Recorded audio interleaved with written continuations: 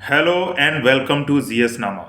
So friends, आज इस lecture के माध्यम से भारत के कॉलेजियम सिस्टम को देखते हुए चलेंगे कि किस प्रकार से कॉलेजियम सिस्टम आपका काम करता है और कॉलेजियम सिस्टम का मतलब क्या है, इसकी शुरुआत कब से हुई। इससे पहले इन सब चीज़ों को देखें, उससे पहले ये समझते हैं कि ये हाल के दिनों में चर्चा में क्यों रहा है, क्यों आज हम लोग इसको पढ़ने पढ़ने जा रहे हैं। ये चर्चा में इसलिए रहा है, ये चर्चा में हमेशा से रहता है। एक तो बात ये समझ लेना, क्योंकि ये कार्यपालिका और न्यायपालिका के बीच में खींचतान का एक जरिया बन चुका है और कार्यपालिका हमेशा इससे खुश नहीं रहता है कि जिस प्रकार से कॉलेजियम सिस्टम आपका काम कर रहा है। तो ये तो आपका चर्चा का विषय हमेशा से रहा है, लेकिन पिछले 2 दिनों में इसमें काफ़ी चर्चाएं फिर से शुरू हुई हैं। और ये चर्चाएं शुरू क्यों हुई हैं? जो आपके 50th chief justice of India की नियुक्ति की गई है, और वो आपके कौन है? D Y Chandrachud Singh ji. उन्होंने अभी 2 दिन पहले एक बयान दिया था और उन्होंने कहा कि जो कॉलेजियम सिस्टम में 5 लोगों की एक जो टीम होती है, जजेस की एक टीम होती है, उसको बढ़ा करके 6 लोग कर दिए जाने चाहिए। मतलब 6 लोग हो जाएं, 6 जजेस की एक टीम हो जाए, उस प्रकार से ये काम किया जाए इसका। और इसके अलावा कल एक सुप्रीम कोर्ट के द्वारा जजमेंट कह सकते हैं, या फिर एक तरीके से उन्होंने भी अपना बात को रखा था और उन्होंने उसमें बताया कि कम से कम 60 ऐसे नए जजेस हैं, उनकी जो नियुक्ति है वो सरकार के सामने पेंडिंग है। अभी तक वो उस पर स्वीकृति नहीं दे रहे हैं और वो कॉलेजियम के द्वारा उनका रिकमेंडेशन सरकार के पास भेज दिया गया। जब सरकार के पास भेज दिया गया तो उनका काम क्या रहता है? वो राष्ट्रपति के पास भेजते हैं और राष्ट्रपति इसको स्वीकृति देते हैं। अब इस पर काम आगे बढ़ नहीं रहा है, तो सुप्रीम कोर्ट ने ये कहा है कि इसको क्या कर दिया जाए, या अगर आप आगे नहीं काम करोगे तो हम इस पर अवमानना का केस चलाएंगे। किस पर? सरकार के ऊपर। तो ये 2 चीज़ें निकल के आ रही हैं कॉलेजियम सिस्टम या आपके चीफ जस्टिस के वक्तव्य से, या फिर कॉलेजियम सिस्टम के उससे। अब हम लोग समझते हैं कि ये कॉलेजियम सिस्टम होता क्या है। तो कॉलेजियम सिस्टम का मतलब ये होता है कि ग्रुप ऑफ जजेस होते हैं, वो करते क्या हैं कि जो आपके सुप्रीम कोर्ट और हाई कोर्ट में नए जजेस की नियुक्तियां होती हैं या फिर उनका स्थानांतरण होता है, ये सब किसके द्वारा डिसाइड किया जाता है? इसी कॉलेजियम के द्वारा किया जाता है। अब इस कॉलेजियम में 5 लोग होते हैं, ये लोग डिसाइड करते हैं और ये अपनी रिकमेंडेशन सरकार के पास भेज देते हैं, या फिर राष्ट्रपति इसको स्वीकृति दे देता है। तो इनका मेन मकसद यही है कि उनकी नियुक्तियां करना और स्थानांतरण करना, ये 2 काम हो गए। अब जब इस पर इसकी हम लोग देखते हैं इसकी शुरुआत कैसे हुई थी, तो शुरुआत होने में सबसे पहले हम लोग चलते हैं जब हम लोग गणतंत्र हुए थे, या फिर सुप्रीम कोर्ट ने काम करना शुरू किया था 1950 में। तब होता क्या था कि जो चीफ जस्टिस होते थे वो अपनी रिकमेंडेशन देते थे किसको? राष्ट्रपति को, और राष्ट्रपति सीधा नए जजेस की नियुक्ति कर देता था। ये सिस्टम सब ठीक ठाक चलता रहा जब तक कि कांग्रेस, या ऐसा कह सकते हैं कि राजनीति में केवल एक पार्टी का राज था, वो और उनकी सरकार बनती थी तो कोई दिक्कत नहीं आती थी। लेकिन धीरे धीरे फिर क्या होता था कि जो उनका करीब रहता था, या फिर कुछ इस प्रकार की चीज़ें निकल के आती थी कि वरिष्ठता को आधार ना मान करके जो अपना मन का होता था उनको नियुक्त कर देते थे। तो इस प्रकार से दिक्कतें आना शुरू हो गई थी। जब इस प्रकार की दिक्कतें आना शुरू हुई तो उनमें इन्होंने क्या किया, एक सुप्रीम कोर्ट ने अपने से एक सुनवाई की, और इस सुनवाई को कहा गया है कि प्रथम न्यायाधीश मामला। यानी कि प्रथम न्यायाधीश मामला आपका कब आया था? 1981 में आया।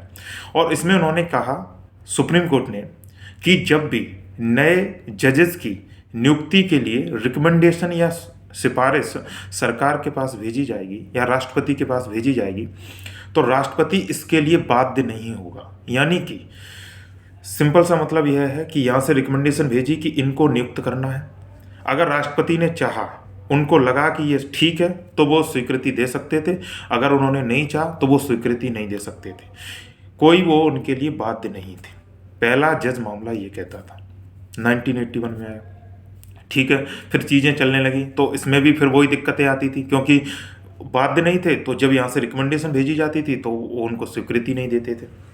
तो फिर हुआ क्या कि दूसरा, यानी कि सेकंड न्यायाधीश मामला फिर आया 1993 में, और इसको सुप्रीम कोर्ट ने बिल्कुल उलट दिया।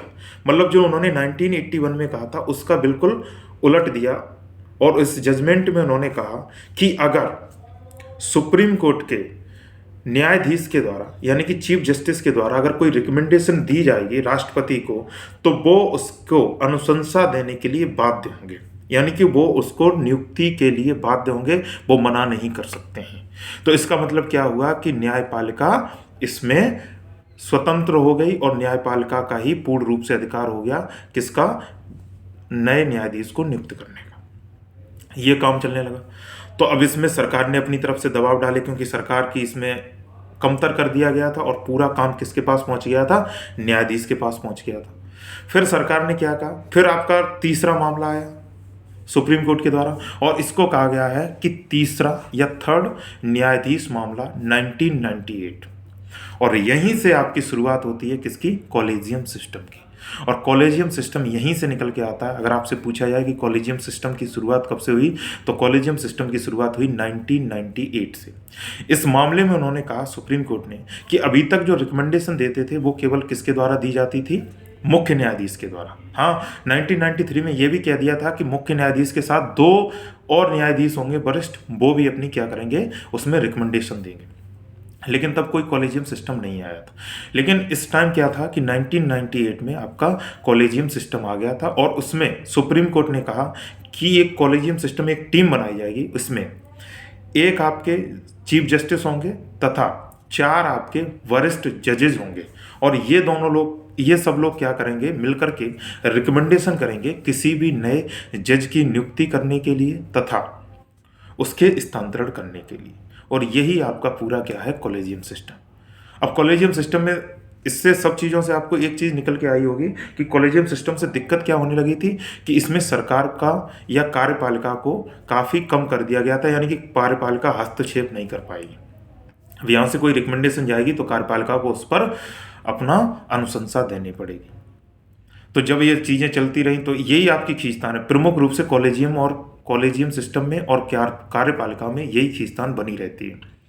अब इसको तोड़ने के लिए जब नई सरकार आपकी एनडीए की आई 2014 में, बीजेपी रूल, तो इसमें उन्होंने क्या किया कि एक नए अधिनियम को पास किया संसद के द्वारा, और इसको कहा गया था 99 संविधान संशोधन एक्ट। और इसके तहत उन्होंने क्या किया कि एक नए आयोग का गठन किया, और इस आयोग को कहा गया है NJAC, यानी कि नेशनल जुडिशरी अपॉइंटमेंट कमीशन, यानी कि राष्ट्रीय न्यायपालिका नियुक्ति आयोग। इस आयोग में क्या था कि एक न्यायपालिका की तरफ से भी चीफ जस्टिस और जजेस होंगे तथा कार्यपालिका के भी सदस्य होंगे, यानी कि मंत्री होंगे, सेक्रेटरी होंगे, और ये सब लोग मिलकर के बैठेंगे और ये क्या डिसाइड करेंगे, आपके नए न्यायाधीश की नियुक्ति के लिए। और ये जब चीज़ निकल के आई तो सुप्रीम कोर्ट को या न्यायपालिका को ये लगा कि ये हमारे स्वतंत्रता के ऊपर एक हनन है, क्योंकि कार्यपालिका, आपने आर्टिकल 50 पढ़ा होगा, उस आर्टिकल 50 के तहत कहा गया है कि न्यायपालिका और कार्यपालिका हमेशा से अलग काम करेंगे, दोनों स्वतंत्र काम करेंगे, दोनों अलग अलग काम करेंगे। तो जब कार्यपालिका न्यायपालिका के बीच में हस्तक्षेप करेगी तो उसकी स्वतंत्रता को हनन होगा। इसलिए उन्होंने क्या किया, अपने से सुनवाई की, और इस नए आयोग को या नए अधिनियम को 99 एक्ट कॉन्स्टिट्यूशन अमेंडमेंट को उन्होंने क्या कर दिया, नल और वॉइड कर दिया, यानी कि जीरो कर दिया, ख़त्म कर दिया। और यहीं से मतलब जो चीज़ें थी जैसी चली आ रही थी, कॉलेजियम सिस्टम वाला सिस्टम था, वही बना रहा। तो आज भी टिल डेट आपके भारत में जो जजेस की नियुक्तियां होती हैं वो किसके द्वारा होती हैं, कॉलेजियम सिस्टम के तहत ही होती हैं। लेकिन इसके लिए आपको 2 आर्टिकल भी पता होने चाहिए। जब आपसे पूछा जाए कि सुप्रीम कोर्ट के जो जजेस की नियुक्तियां होती हैं वो किस आर्टिकल के तहत होती हैं और हाई कोर्ट के जजेस की नियुक्तियां किस आर्टिकल के तहत होती हैं, तो सुप्रीम कोर्ट के लिए आपको आर्टिकल याद रखना पड़ेगा, आर्टिकल 124(2), और सुप्रीम कोर्ट हाई कोर्ट के लिए आपको आर्टिकल याद रखना पड़ेगा 217(2), यानी कि 217(2). ये 2 आर्टिकल आपको याद रखने पड़ेंगे। इसके द्वारा राष्ट्रपति के द्वारा आपका किसका नियुक्त किया जाता है, न्यायाधीशों को नियुक्त किया जाता है। लेकिन रिकमेंडेशन कौन देता है, आपका कॉलेजियम रिकमेंडेशन देता है। अब सरकार की तरफ से इसका मतलब क्या वक्तव्य दिया जाता है या इसके लिए क्या निगेटिव बताया जाता है कि क्या क्या इससे निगेटिव हो रहा है कॉलेजियम सिस्टम से। सबसे पहले तो अभी हाल ही में जो आपके केंद्रीय कानून मंत्री हैं किरेन रिजिजू जी, इन्होंने एक वक्तव्य दिया है। उन्होंने बताया है कि विश्व का कोई भी ऐसा न्यायपालिका नहीं है जहां पर वो अपने खुद के जज को नियुक्त करता। उन्होंने कहा है जो आपका न्यायपालिका है उसका काम क्या है कि न्याय देना, ना कि जजों की नियुक्ति करना। ये काम कार्यपालिका का होना चाहिए, ना कि न्यायपालिका का। ठीक है, तो उन्होंने इस प्रकार से कहा। और उन्होंने ये इस सरकार और ये भी दलील दी जाती है जो कॉलेजियम सिस्टम होता है उसमें क्या होता है कि प्रेफरेंस ज़्यादा दी जाती है। सुप्रीम कोर्ट के जो जज होते हैं वो अपनी प्रेफरेंस पे ज़्यादा नियुक्तियां करते हैं। इसमें बताया जाता है भाई भतीजावाद ज़्यादा बढ़ रहा है और ट्रांसपेरेंसी नहीं रहती, कोई मेरिट नहीं होती कि किस मेरिट पे तुमने उसका चयन किया है। तो ये सब दिक्कतें आती हैं कॉलेजियम सिस्टम के बारे में।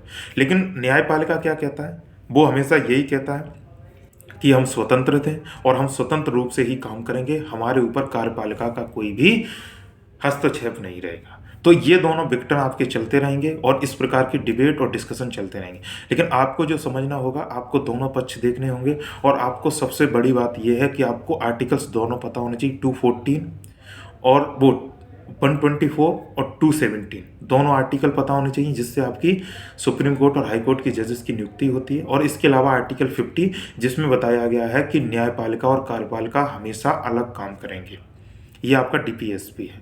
तो ये तीन चीज़ें हों। इसकी नियुक्ति कौन करता है, राष्ट्रपति करता है। रिकमेंडेशन कौन देता है, कॉलेजियम देता है। कॉलेजियम में होते कौन कौन है प्रेजेंट में, 5 सदस्य होते हैं। एक आपका न्यायाधीश, मुख्य न्यायाधीश होंगे और 4 आपके वरिष्ठ न्यायाधीश होंगे। ये सब मिलकर के नियुक्ति करते हैं नए जजेस की।